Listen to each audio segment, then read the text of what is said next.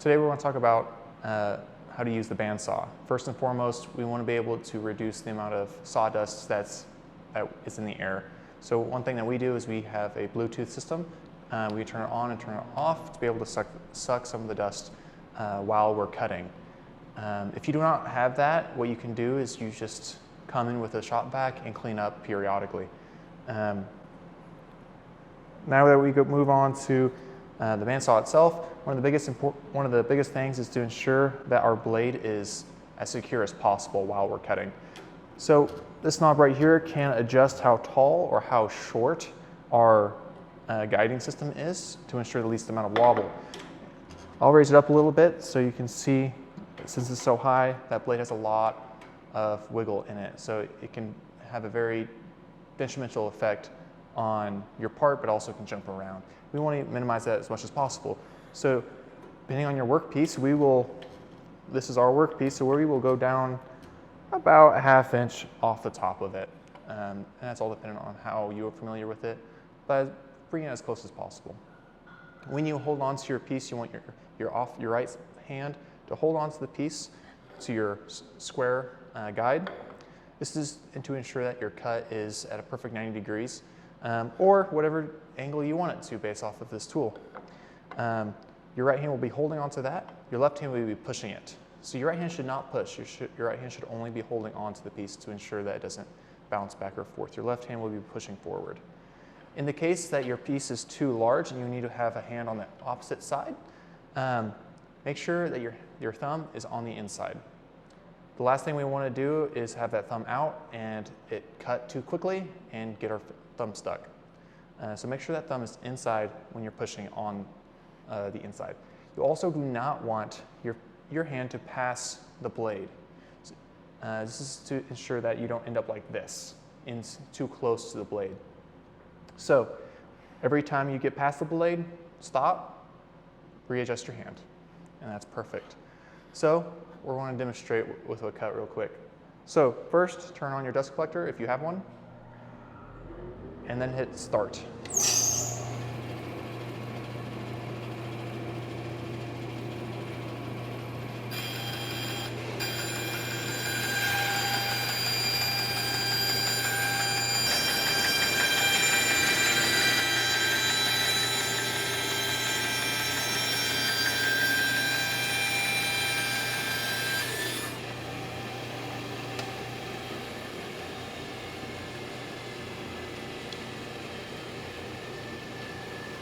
We'll have to let it slow down before we take a lot of the parts off. This is just to ensure that our fingers don't get too close to the blade.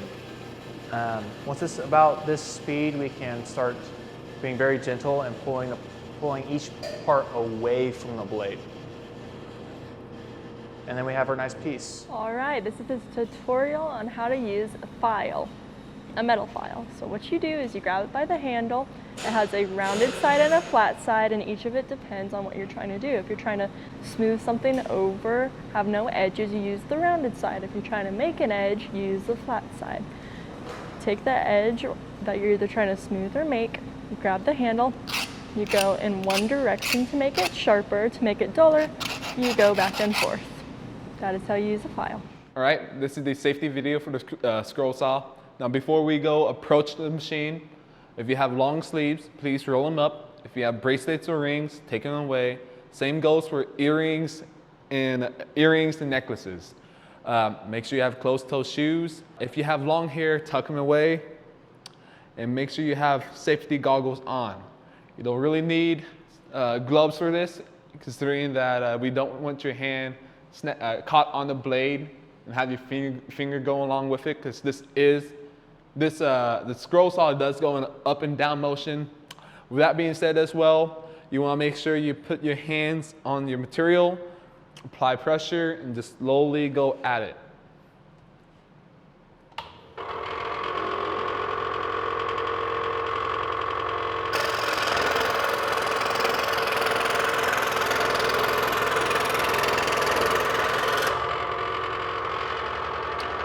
Turn off the machine when you're not using it. And that's how you use the scroll saw safely. Okay, this is the video on how to use the tin snip.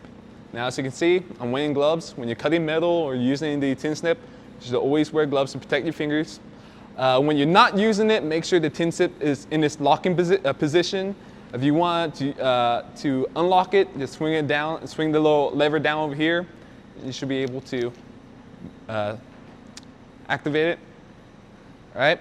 So another good idea is to have your work area cleaned. You don't want people to be like real close to you when you start using the tin snip. Now, I will say this once, right? You should only use the tin snip to cut sheet metal, not wires, not bolts. They got specific tools for that, such as wire cutters and bolt cutters. Now, to use the tin snip, you want to like hold your material down firmly in place, get it out of this locking position, and go to the area where you want it to cut. Now note, a lot of people would try to bend the sheet metal down or up. I mean, most likely it'll be down. Don't do that. You just want to keep on cutting as you progress through the material.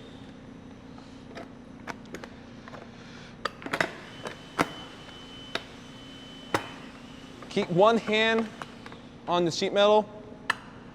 Make sure you're cutting through. And there you go. Once you're finished using the tin snip, like I said, put it back into its locking position. All right. And that's the safety video. This is the safety tutorial on how to use the drill press. Before you approach the machine, if you have long sleeves shirts, please roll them up. If you have rings or bracelets, put them away. Same goes for necklaces and earrings. If you have long hair, please tuck them behind your head and tie them together. Wear closed-toe shoes and have safety goggles on. It's unnecessary for you to have safety gloves because the drill press is going to be spinning really fast, and you don't want like your glove to be caught with a drill. Another safety precaution is the plate over here. Please make sure you have it locked down by the shaft of the drill press. Another thing I have yet to mention is to make sure your hand is on the material. Keep it down. Another little tip that might be good for you is to have a sacrificial piece of wood underneath. That way you don't cut through this little square over here. And when you're drilling your wood, please keep your fingers away, obviously, from the drill. And proceed to do what you need to do.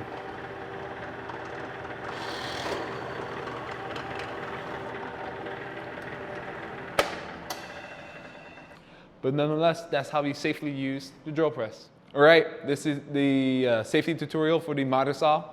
Now, before we can even approach the machine, you gotta do a couple things. If you're wearing long sleeves, please pull it up. Make sure you're wearing closed-toe shoes. Have safety goggles on. As for accessories, if you're wearing bracelets or rings, please take them off. Necklaces is a no-no. Ladies or guys, if you're wearing earrings that dangle or you have like hoops, please take them off. If you have long hair, please tie your hair around with a hairband or whatever you have. Make sure that there's no knots in your wood, right? We don't want to encounter any problems with that. It's a nice clean wood. And when you are using the machine, basically what you're gonna do is you're gonna pull it back. While the blade's activated, you're just gonna smoothly, but surely, slowly push forward, like so.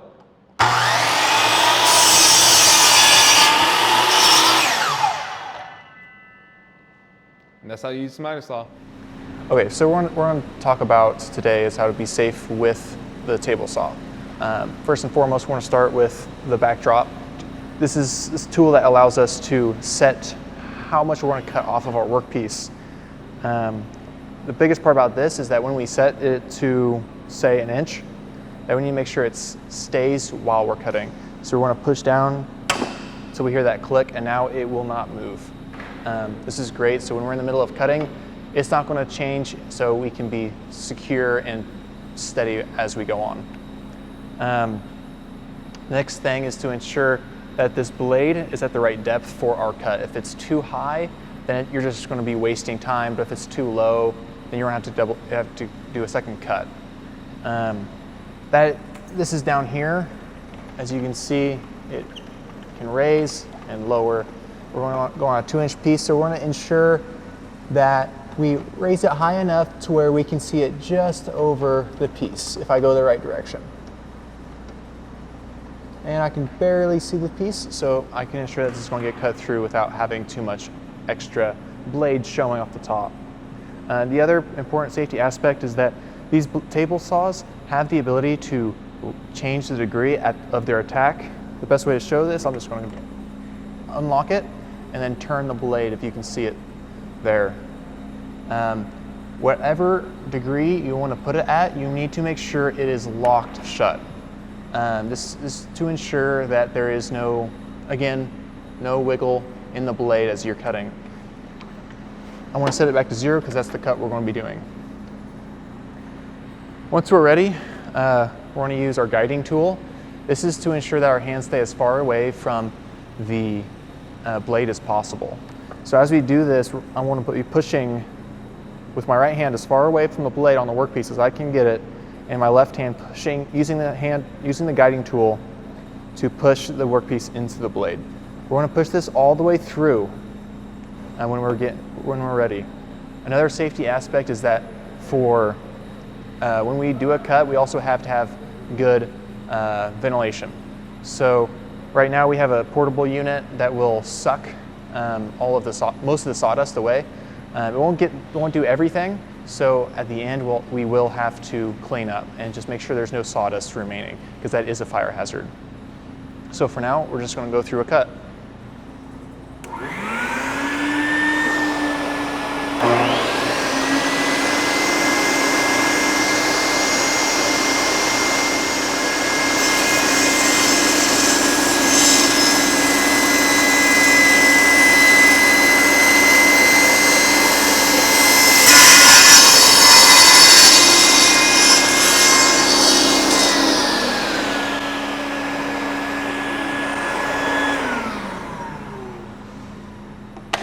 I'm going to wait until the blade is finished before I reach and get my part.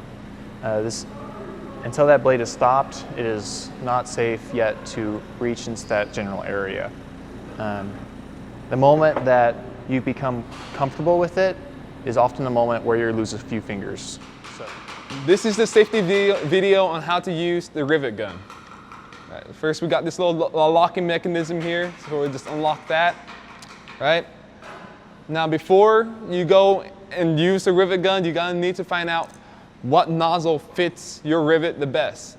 To do so, you're just gonna take the rivet that you have, long end first, into each nozzle. And what you're looking for is the best snug fit you can find in a nozzle, right? If you do find one that's not in the little barrel over here, you can just thumb screw it out. And same way going in. Just push it in, and there you go. Okay, so the side that you want to look nice and smooth should be the side that you want flush within the rivet. So I'm gonna place my rivet in, like so. Long side in first. The surface that you want, it should be pre-drilled, by the way. The surface you want to look nice should be flush within the rivet.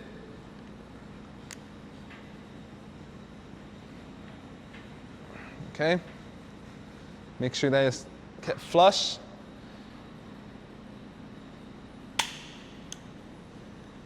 And basically what you were looking for is one big squeeze, right? 1 or 2 squeeze should do the job. If you had to do consecutive squeezes, you must be doing something wrong.